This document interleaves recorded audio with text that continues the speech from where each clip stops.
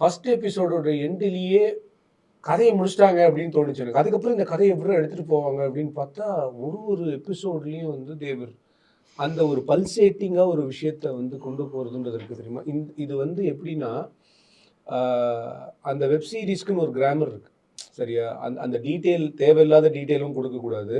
அளவுக்கு அதிகமா டீட்டெயிலும் குடுக்கக்கூடாது. ஏன்னா அளவுக்கு அதிகமா டீட்டெயில் நம்ம ஊர்ல எல்லாருக்குமே எதுக்குமே டைம் இல்ல. உடனே லேக் ப்ரோ அப்படின்ருவாங்க. ஏன்னா மிச்சம் நெறைய வேலை அவங்களுக்குலாம் இருக்கு. அதனால இத பார்க்கும்போது சின்னதா எக்ஸ்ட்ராவா ஒரு ரியாக்ஷன் கட் பண்ணா கூட அந்த இடத்துல லேக் ஆயிடுச்சு ப்ரோ அப்படின்ருவாங்க. அதையெல்லாம் மீறி கிட்டத்தட்ட ஒரு 6 எபிசோடும் உங்கள ஹோல்ட் பண்ண வச்சு 7வது எபிசோட்ல இதுவரைக்கும் நீ பார்த்தது கதையே இல்லடா, இப்பறம் தான் ஒரு கதை அப்படின்னு பக்குன்னு ஆயிடுச்சு எனக்கு ஒரு செகண்ட். அண்ட் என்னன்னா, இந்த கதையோட பெரிய வலிமை என்ன அப்படின்னா, ஆ என்ன பொறுத்தவரைக்கும் பசுபதி சார் மாரி, லக்ஷ்மி பிரியா மாரி, விதார்த் மாரி இருக்கிற ஆர்டிஸ்ட் எல்லாரையுமே ஒரு நேர்கோட்டுல கொண்டு வந்து, ஒரு நல்ல காஸ்டிங் பண்றதுன்றது இந்த கதையில பெரிய ப்ளஸ்.